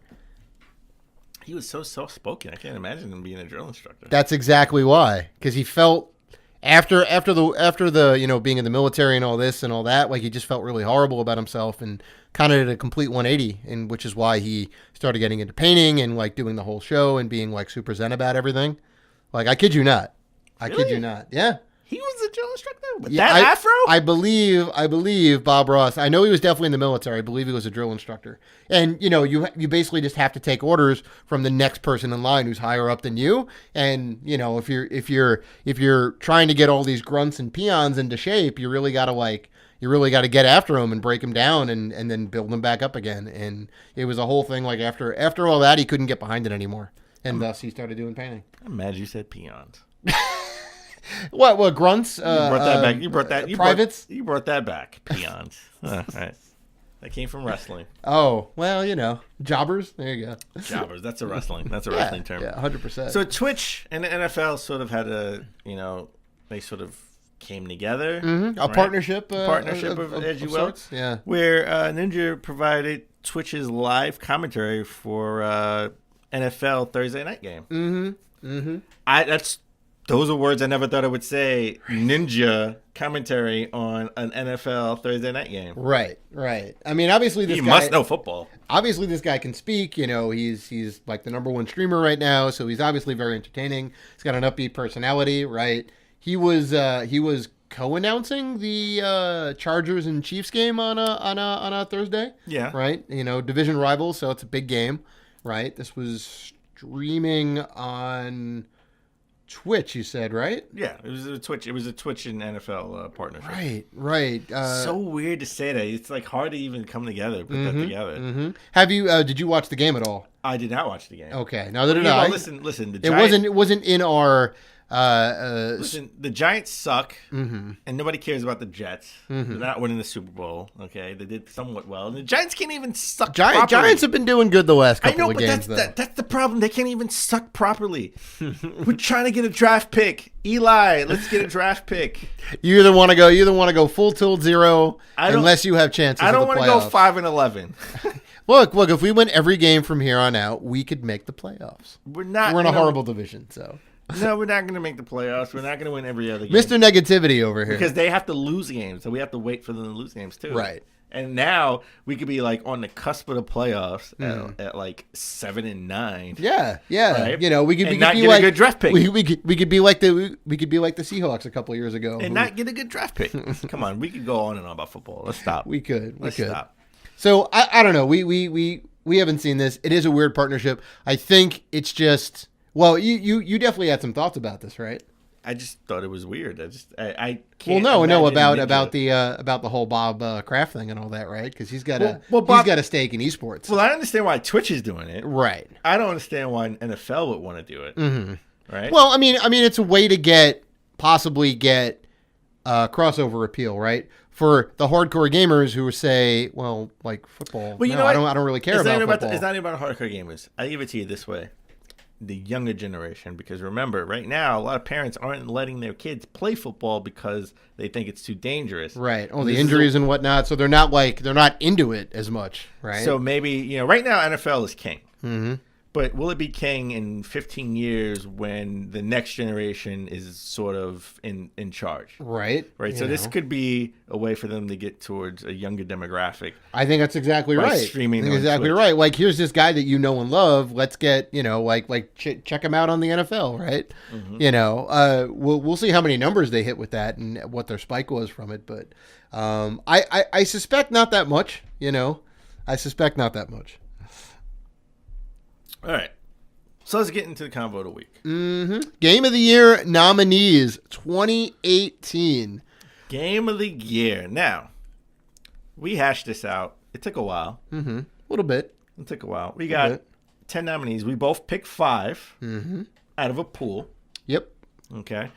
Well, the pool is all the games that came out in 2018. The pool's kind of the game of 2018. I figured we can talk about, before we get into our nominees for Game of the Year, let's maybe talk about some of the notable, dishonorable mentions for games that did not make the list.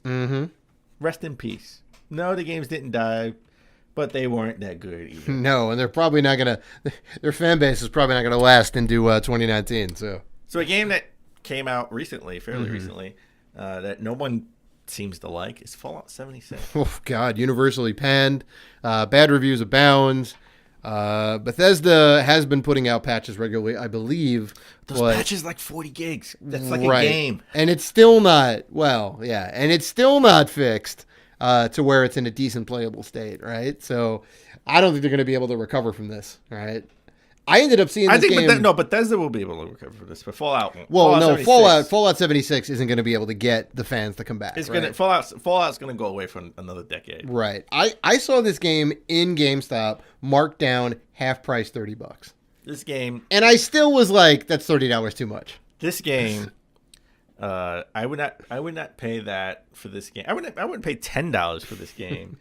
Just like another game that came out earlier in the year, which might as well be Fallout 76, and that is Metal Gear Survive. Yep. I didn't buy this for $20 in Toys R Us when Toys R Us is going out of business. It is Metal Gear in name only, right? It doesn't have Kojima involved. They had nothing to do with it. Konami has the license, and they're like, well, we have this idea. And no, it's like what? It's like online zombie survival, right? That's basically what it is. You like lay down a bunch of traps and trying to survive, quote unquote. Reviews not that great. Reviews are terrible. Yeah, I actually got into the beta.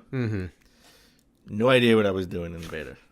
I gotta be honest. Right. No idea. I have no idea what I was sitting there. I didn't even get into a game. Sure. Well, yeah. The servers were definitely busted. The queues and the matchmaking definitely not good. I think we definitely talked about how bad that was, or you did at least. Just a kind of a bad experience. You want to talk about a game that was busted? Let's talk about the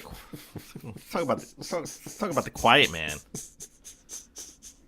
Go ahead, because I didn't even play this game. I was excited for it until you talked about it on the show, and I said, no, I'm not excited about it. Well, we were excited about it because it was E3. It was on the Sony stage in E3. Yeah. Right, and I was like, wow, I got to see this. This could be like the next Quantum Break or Alan Wake game, right? Yep. These are the guys that made it, and it came out as a discounted game at like $15, and it's like, okay, well, this game obviously is not a AAA game. It's $15. It's a smaller experience, significantly smaller experience. You have to play this game twice. You have to beat the game and not hear a word that anybody's saying. Right. And they have some live action elements to the game, right? Hence, the Quiet Man. Right? Because he's deaf, right? Is that the whole? Deaf, yeah. Yes. And then you're deaf. And then once you beat the game, then you'll understand the story. Right. Because you basically unlock sound, or stuff that your main character can this hear. had potential. Right. Right, if they put a little bit more resources into it, but I think halfway through they said this wasn't going to work. Decent idea, poor execution. Oh, very poor. It is definitely the epitome of this. Now this next game, I know you had no interest in this game whatsoever, but at all. But I know you were very disappointed. I love the series. I pre-ordered it. I'm like, I'm hype. I'm gonna buy this game. It's gonna be great. The new Dissidia NT Final Fantasy, right? The Final Fantasy fighting game, right? It is very Smash-esque. It's a game I would buy. Sure. Sure. Everybody knew like it's a fighting game. It's not an actual RPG. It is a well. It's a fighting game. RPG. It's a fighting game in the way that Smash is a fighting game, right? It's a Okay. little more of like a party game. You play in a 3D level, right? That's all based on the Final Fantasy games, right? So you play all the major locales and whatnot, and you get a team of 3. So it's like a 3v3 in this one, and I couldn't get into it.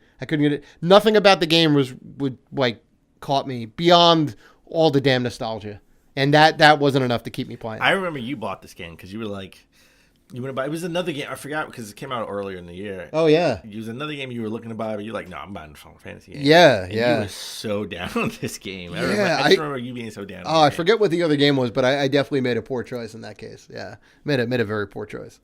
Well, the game that I didn't make a poor choice on because I didn't give it a chance, and I won't give it a chance until it's in the bargain bin 2 years from now for like $8, and that's Call of Duty Black Ops 4. And I know what you're saying. Call of Duty Black Ops 4 is breaking records right now. Wops. For it's being streamed everywhere. Yeah. It's like number one, or it's was doing number well. one when it came out. It's doing on well. Twitch. Mm-hmm. But you know what? It's the most disappointing game of the year for me. Even more disappointing than the Quiet Man. I'd rather play the Quiet Man. You know why? Because the Quiet Man has a single player campaign. Right, Dan Robinson, known hater of multiplayer experiences. I'm not a hater. You're not a fan. I'm not a participant. You're not a fan, and like look, I understand that you like your story, you like the narrative, you like. Amy Henny wouldn't approve of Call of Duty. No, of course not. I get it. You know, and the online environment can be a little bit toxic. You're playing against people of high skill levels. Call of Duty Black Ops is all online, so as soon as you get in, you're already at a disadvantage because you're starting at level 1. You have none of the weapons. You know, none of the levels. You have to build up to that, and that's just it's a steep climb, right? It's like you're going up a mountain. So that I wouldn't be into. Yeah. All right, so we talked about the bad games, the disappointing games, talk about the good games. Dishonorable mentions. Talk about the good games. Let's talk about the good games. Mm-hmm. All right, let's get into our game of the year nominees. Mm-hmm. I'll start us off. Oh, please do. All right, and we're gonna no particular order. Oh, okay. All right, I'm gonna go with a game that I'm gonna surprise you with this. Mm-hmm. All right, you were surprised when I brought it up, and it is Dragon Ball Fighters With a Z. with a Z. Uh-huh. I love this game. I got the special edition on a PS4. So I have the big Goku statue when he's powering up. Right. Right? Super Saiyan, yeah. Super Saiyan. It was Super Saiyan 2. I would like the hope, you know. Mm-hmm. I love the mechanics. I feel like I'm playing a cartoon. Oh, yeah. It is the most beautiful... Dragon Ball. Is the most beautiful Dragon Ball game. It's easily the best Dragon Ball fighting game. Yes. Everything is solid about it. Everything is solid about it. I love the mechanics. I even loved going through the story mode where you have to play as a bad guy sometimes. Right? I don't know if I too particularly like the story mode itself. It's a little weird. I mean, it feels, and they have all the voice actors back, right? And it feels like a new episode with a new villain. Sure. Well, they go through some of the story plot points, right, from the series, a little bit. Yeah, I mean, again, just like the new Super Dragon Ball, they ignored GT. Yeah, rightfully so. Fans didn't seem to like it that much. So you have a new villain. You know, she's super powerful, and you go through 3 different story points. I have not finished it yet because it got a little tedious, but you got to grind the you know, it's always like you got to face like the mechanical monsters. You got to sort of do a little bit of a grind. I got a little bit tired of that. But I still loved it. I thought it was fantastic. I played it online just a little bit. Right. Got my ass handed to me. But not. I still love the mechanics of it. I can go back and play it. Just play a regular match. Not with the computer. Not a real person who's going to hand it to me. I love it. You never know until you try, Dan. I tried, and I got my ass handed to me. I see. So I really love this game. I think it's a game that right now, it really is in bargain bin. You should pick up. Yeah. I would pick it up if I were you. I will. I think once the holiday season dust settles, I will definitely be picking this game up. So, all right. Give me your pick. My number one, or I should say, I mean, these are also in no particular order. Your first nominee. My first nominee is a game that everybody loved, that got 10s across the board, Celeste. The first 10 of the year. First 10 of the year, yeah. And this game definitely deserves a 10. It is a great action puzzle platformer, right? I guess you can kind of consider it that. Pixel graphics abound. Has that great 16-bit art style. Amazing music. Super calm, chill music. Everything about it is great. It has an underlying theme all about like depression. That's like kind of the underlying story to it. So it's got weight, it's got gravitas to it, and it's just Tough as balls. Tough as balls. Yeah, Tough as balls, man. Yeah, there's a whole bunch of like doing all those B-sides, and apparently there's C-sides as well. I love the game. I even was playing it in the 8-bit version on the little like Pico. Yeah. Yeah. They got a game within a game, which is that same game, which is the same game for the Pico system. And I was playing the heck out of that Pico system because I thought I needed to. You thought, yeah. I mean, you definitely do get stuff if you complete that bit, but it's not necessary. Gotcha. So what's your next pick? I'm gonna shock you. Well, I think my first two nominees shocked you. All right. I'm gonna go with Detroit Become Human. Really? Ooh, I love my narrative-based games, man. Sure. You want to talk about gravitas? This had gravity to it too. Yeah. Right. It's about a people. Well, not really people. About a group. About androids, trying to break robots, free of slavery. 100% in servitude. Right, 100%. Right. It's like the way we look at robots now is robots are servants. They have enough AI to. They have a role.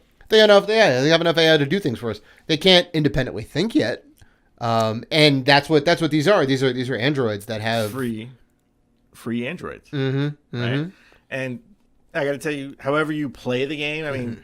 The Walking Dead Telltale game, the original one, was nominated for Game of the Year. Yep. It had that gravitas to it. It had that gravity to it. It gave you consequence for every choice you made, and this does too. Sure. To the 10th level. Sure. Yeah. Right. I mean, I remember playing the demo at Penny Arcade last year. Oh, that's right, we did. All right, and I was like, Dan, you got to get in on this. We waited online. We played the demo. Super hype about it, right? And I played through a little bit, after that. I got through like a little bit of the story and whatnot. I do appreciate it for all that stuff. I will give it some knocks for not being heavy on the gameplay. Well, that's where I think you're wrong. It's a glorified. That's where I think it's a glorified button press. Well, I mean, game. all narrative based games like this. I understand. I understand. You know what? This is a point and click adventure to the 10th degree. Sure. 100th degree. Oh, 100%. 100%. You know? And every decision you make gives you narrative. And if you make the wrong move, that you can end yourself or not even end yourself. It's not even, you don't swipe left, on time. That will give you consequence. Yeah. Yeah, like it doesn't always equal in failure. Yes, right. It could just be a different story path. You could have other options to redeem yourself. Right. The story's strong. I'll give you that. The story is really strong. The story is really strong, and I'm always tempted to go back and redo it. But I'm so busy with life, growing right. GMG baby, growing gamer, and other games that are coming out. Right. Right. Like I want to go back to it and do a different story plot and be a dick. Right? Like you were the good guy. I always play these type of games, like all the Telltale games and games like this. Yeah, the good like guy. Heavy Rain or anything like that. Like, how would I do it? I put myself in those shoes. Sure. But I would love to go back and play the bad guy. Right. And just say no. Go. That could be fun. Go F yourself. I just don't have time. Right. I just don't have time to do that. And unlike it in Platinum. Right. So, all right. What's your next game? Dragon Quest XI. Oh, surprise! I mentioned it at the top of I just started playing this game. You should be surprised. I just started playing this game today. All the nostalgia, all the feels, right down to the intro video, which is the classic Dragon Warrior song done by an orchestra. I was in from the first frame. You wouldn't answer any of my calls today because you were all playing Dragon Quest. That's right. The game is great. I'm still kind of early into it, but it has all the trappings of a Dragon Quest game or Dragon Warrior game, if you remember from back in the day. The animation's great. The voice acting is great. The combat's great. Yeah. All right. I'm going to pick a game that you have not played yet. No. But you will understand how I feel. Just like Mario plus Rabbids, I understand how you felt last year. You will feel how I felt right now when you actually play this game, and that is Marvel Spider-Man. Oh, I do not doubt it. The game looks amazing. The game is amazing. I've gushed about this game for the last 4 months. I mean, this is one of the reasons why I haven't played a lot of games that came out in October. It's because of Spider-Man. You just love flying around Manhattan. I even thought about platinum in Spider-Man. That's how good I love this. That's my! The only knock I have against this game was sort of the swinging mechanics. Even though I know a lot of people liked it, but a lot of times when you're getting shot at from the roof and you're trying to hit your next web on the building trying to swing through, it doesn't always work. I see. Where you fall to the ground, where I'm like, no, I'm trying to swing. Right, there's a building right there. There's a building right here. Why am I it. not swinging? I'm not hitting the button on time when the prompt comes up. Right. The narrow window, I guess. The narrow window in that, but that's a minor gripe of mine. I love the story. Otherwise, yeah. Game of the year contender. Hands down, it should have won Best Action Game at the Game Awards. Because from an action standpoint, I think it's better than any other game that came out this year. So, love the game, love the story, love the plot twist at the end, which I won't spoil for you, which I don't know if it's been spoiled for you. It hasn't. Okay, good. So I won't spoil Knock on wood. Thank you, Dan. All right, so I won't spoil it for you. All right, give me your next game. So my next game is a classic in the fighting game franchise world. That is SC6, Soul Calibur 6. You want to play as Geralt. Hell yeah, I want to play as Geralt. Great character tie-in this time around. Big fan of that. They brought back all the classic characters, added a couple new ones, some new fighting game mechanics. I love the creative character is definitely on point. Just the new story mode's great too. The kind of mission mode and all that stuff, and different story paths you can go through, and everything about it is just. It's solid. I think the fighting game community is rallying behind it too. They're all pretty positive on it. They like all the new mechanics. So we didn't cover this in the stories, but 2B is actually you can purchase her. Yeah, she's out very soon, if not out already. She's out already. No, she's out already. Yeah, 2B as of this recording. 2B from Nier Automata. The second of two tie-ins. It's funny because you may think like Nier Automata or 2B is basically like a android robot type thing, right? Yeah. From the future, how do you get her into 16th century or 17th century Europe, right? Apparently she can time travel, and ends up getting caught in this stage of history. So it's very funny how they just kind of made that happen like that. All right. So my pick. Great game. We've talked about it. We're playing it now. We can't stop playing it. And that's Super Smash Bros. Ultimate. Oh, yeah. You stole my pick, Dan. You stole my pick. You realize that. A game that was not even nominated for Game of the Year on the Game Awards. Well, it couldn't because it didn't come out yet. I know. It came out the next day, actually. That's a crime. It better be nominated for Game of the Year next year because if it isn't, then it just doesn't make any sense. Right. Definitely fighting Game of the Year. If not Game of the Year. And we talked about this last 2 weeks. Love this game. My only gripe is unlocking all the characters can be tedious. Hey man, I enjoy it. And the UI is just, the UI is trash. The UI is just on the Dave scale. It's trash. It just really is. It could have been done so much better. This was an opportunity to have a better UI, and I think that was one of the things we wanted from a new Smash game was a better UI system, a better menu system. Of course, it has the look of the other Smash games, the weird kind of.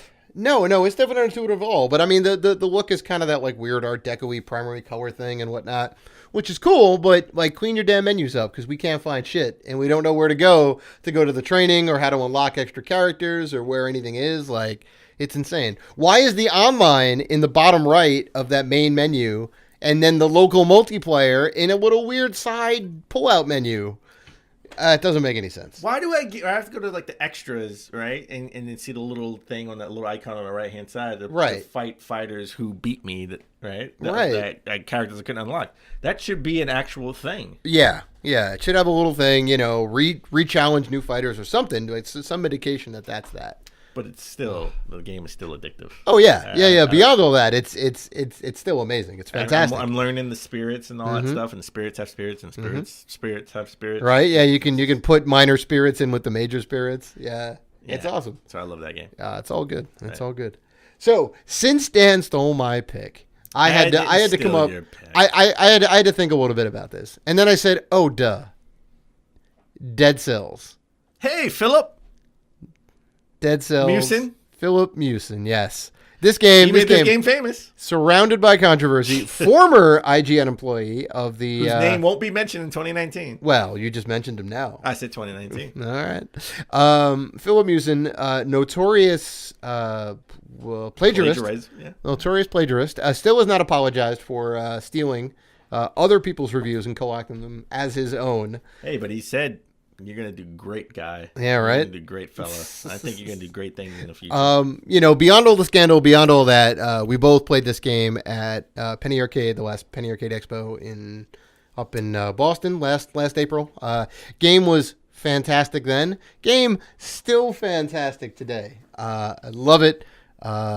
It's so good. Another indie title, just like Celeste, with amazing pixel art. So yeah. That's my I guess my second of the last picks, right? I really like that. I'm very high. I really like Celeste. I loved Celeste. Loved Celeste. I gushed about Celeste. I got that as soon as it was discounted on the eShop, like Black Friday, Cyber Monday weekend or week, and I love Celeste. And now we have a physical copy of Celeste coming out. And now we have a physical copy of Celeste coming out. So if anything, if I stole your Super Mario Brothers Ultimate pick, you stole my Celeste pick. Bang. All right, there we go.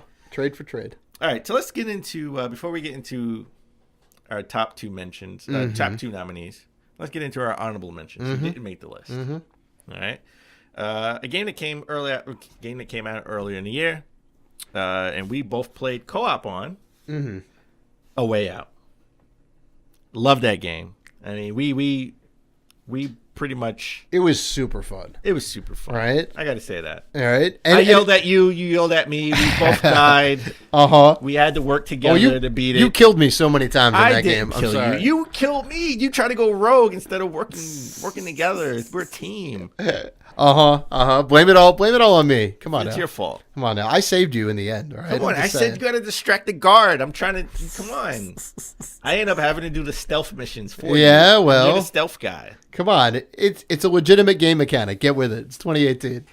A game that you loved and I loved. I played the demo. I really loved the demo. I want to get this game. I'm probably not gonna get this game until 2019. So hit the bargain bin a little bit. And there's Tetris Effect. You should not wait for the bargain bin. You own the VR. You played the demo in non-VR, and it's great. It's great. I loved it. The VR experience is even better because it's all in 3D. You look around, the dolphins are flying overhead, and the birds are going. So and basically, I'm all having the a weird trip effects. as I played Tetris. Sure. Okay. Yeah. It's like you just ate some mushrooms. It's great. It's super cool. It's a great experience. It's a very unique experience. All right, Tetris in and of itself, super unique. It's my game. It's my mobile game I play. Right. Too. Right. So now, like first time it's been in VR. I think in any real sense, right? There may have been some weird tech demos back in the day and this and that, but this is really it. This is Tetris in VR. It's my favorite puzzle game of all time. One of my top 5 games of all time, hands down. It almost made the list. It was very close. Another game that almost made the list for me was Mega Man 11. Now, Solid. I know, controversial. Solid. People didn't like this game as much, right? I thought it was great. I didn't think there was anything wrong with it. Gear system. Right. I love slow-mo and people didn't like the fact that they put an easy mode on, which is the only way I can beat it. I mean, you can just not play the easy mode. You can just not play the easy right? mode. I mean, that shouldn't. There is still normal and also 2 other hard modes, I think, on top of that. Yeah, I made it normal. I didn't beat it on normal, but I made it to Wally's World in normal. Sure. Right, and that was it. And then and then you're like, nah, I got to go back to easy. Yeah, go back to easy. A game that you have not played yet, but I think you will love this game. I own it. I'm telling you, you own it. You will love this game. I really like this game. It just came out the wrong time for me, and that's Assassin's Creed Odyssey. Oh yeah. The perennial game of the year nominee, Assassin's Creed. This should have been a 2019 game. 2019 game. They always come out in the fall. No, Ubisoft makes sure of that. But they took a year off. This should have been Watch Dogs sure. 3's year. Sure. Right? And then they could have sort of tightened the mechanics up. I liked Origin's better just because I like the setting. Mm-hmm. I like the ancient Egyptian setting more than I like the Greek setting. Right. I like the fact that you could play it as a female character Mm-hmm. in this. First in the series. First in the series. The mechanics are a little bit tighter. Really like the game. It came out when I was still playing Spider-Man. And then another game that we will mention came out. Well, you will mention as Game of the Year nominee.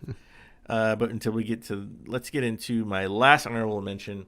And yes, ladies and gentlemen, it will not be nominated for Game of the Year. We are retiring. We are retiring this game. Officially. The jersey is going up in the rafters. It is. Right? It is. It's in the Hall of Fame. It is in the Hall of Fame. And that is, the Order 1886 will not be an honorable mention. It will not be a nominee. Mm-hmm. I just want to say that. Get that out. Rest in peace. It did what no other game could do. The only game to be nominated 2015, 2016, 2017. It is a dynasty. For Game of the Year. Yes. It is a dynasty. It is. It's a dynasty. It's you know what? It's a dynasty, just like the character in this honorable mention that took its place. And that is Shaq Fu. Oh, Shaq Fu. I don't care. You can laugh at me all you want. I played this at PAX. You did. I loved Shaq Fu. You bought it. I bought it day one. I paid full price for this game on the Switch. I thought this game was great. The mechanics were tight. The story was goofy and funny. And Shaq had new Shaq music. Had new music from Shaq. The story was goofy, and it did have new music. I'll give you that. I wouldn't say it was a good experience. I thought it was a great experience. I love Shaq Fu. Come on. There you go. You know what? This could take it. The more I play it, I haven't played it in a minute. I may go back to this. It may win game. It may be nominated for Game of the Year 2019. Possibly. I can't promise anything. All right. So all right, Dan. Is the moment of truth. What is your last pick for last nominee? pick? Last pick for nominee. Lay it down. A little game you may have heard of. And that is God of War. Oh. So good. Oh. God of War, so good. Takes me back to 2006 when I dressed up as Kratos. You did dress up as Kratos. I was going to do it again this year too. You were more of a angry Kratos. You weren't a sensitive. I wasn't the new sensitive Kratos. But you have a gray beard now. A little bit, yeah. You know. That could have worked. I'm older. I'm wiser. You know, maybe next year. Yeah, maybe next year. Yeah, I have no arguments on this pick. We have talked about it at length. We have both beaten this game. It is fantastic. I love this game. I mean, and I can't say I love this game enough. The story was tight. The mechanics were tight. I think you just didn't really care so much for the crafting system. Well, it was tacked on. It was padding in the game that didn't need to have padding. It was too much. It was too much. Yeah, like the old God of War games were very linear, straightforward. You put a bunch of points in, you unlock a new thing. That's it. It's very easy, and you get some new moves, and you get some more new moves. You get some more new moves. That's it. This was all like you got to put this diamond in this thing, and you have to run around and get these materials for this. It kind of like it took away from the game a little bit, I think. Still amazing though. The story. Oh, you want to talk about Amy Hennig, the narrate, or like sort of story-driven games. Story hit me for a loop towards the end. Oh yeah. That was wild. I am so into looking for a sequel for God of War 2. Oh, it's gonna happen. Or yeah, Studio Santa Monica, definitely making that happen. All right. So what's your last pick for nominee of the Game of the Year? My last pick, if you can't guess, is The Order 1886. Possibly the best game of all time. No, okay. Red Dead Redemption 2. Woo! RDR2. I tried to make a horse noise and it just didn't come out. You basically you oh. You should have stuck with the Nature Boy. Okay. That was much better. Yeah, man. I mean, talk about a story here too. I'm involved in all these people's storylines. All right, even down to the lowly beggar sitting on the corner. Like, I want to know that guy's story. There's always something to do in Red Dead Redemption 2. Everywhere, it's just like sort of Spider-Man, where everywhere you go, there's something's going on.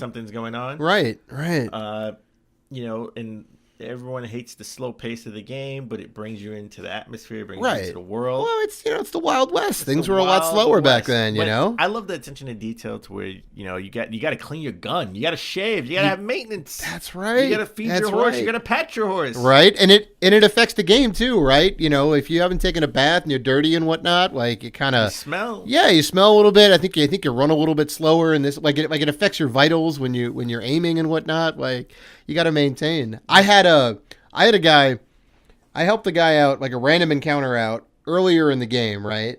And I helped him. I think he had like maybe a poison snake bite or whatever or something like that, and I helped him get the poison out. I gave him some like medicine. And I saw the guy randomly in another town sitting on the bench, and the guy's like poking to his friend. That's the guy that helped me. Like Really? he saved me. I would have been dead. I kid you not. Wow. Yeah. Attention to detail in that game. Right? Awesome. And it's something that like if you didn't help that guy out, like he would have been dead. And that second encounter would have never been there. You know So- what? Reggie, as a side note, again, side tangent, that's the theme of the show. Reggie talked about why Red Dead wasn't on the Switch. Yep. And he said, we would have loved to have Red Dead on the Switch. But, Red Dead has been in development before the Switch was even thought about. It was Right. still Right. No Wii one U. really knew about it. Like it's been in development since the end of the last Red Dead game. Yeah. So it's about 8-year development 8 cycle. year development cycle. I mean, they were on the Wii U right then, right? I know. This I one's know. going to be on the Wii U. So, all right. So those are our nominees. All 10. Dragon Ball Fighters, Detroit Become Human, Marvel Spider-Man, Super Smash Bros. Ultimate, Celeste, Dragon Ball Quest 11. Dragon Quest 11. Dragon Quest 11, sorry. I just love Dragon Ball Z. I know. All right. Soul Calibur 6, Dead Cells, God of War, and Red Dead Redemption 2. And sneak 11th nominee, Shaq Fu. Shaq Fu. Can't forget Shaq Fu. Shaq Fu. I may sneak it in there. Could it win Game of the Year? Could it outdo Red Dead and Spider-Man? Possibly. It possibly could. So we will find out in the next episode, which is episode 145, the first episode of the year. That drops New Year's Day. So hopefully not everybody is that hungover when you wake up in the morning. You will be. Well, I probably, yeah. You'll have a brand fresh new podcast on your phone, in your inbox, wherever you guys listen. So that about wraps up episode 144. Thank you for sticking with us, and thank you for doing all the good stuff that you do and interacting with us. If you want to interact with us, and we know you do, you can find us on Facebook, Twitter, Instagram, YouTube, Vero at Rated G for Gamers. You can always email us at info@ratedgforgamers.com. So please like, listen, rate, review, and subscribe. And as always, Keep gaming.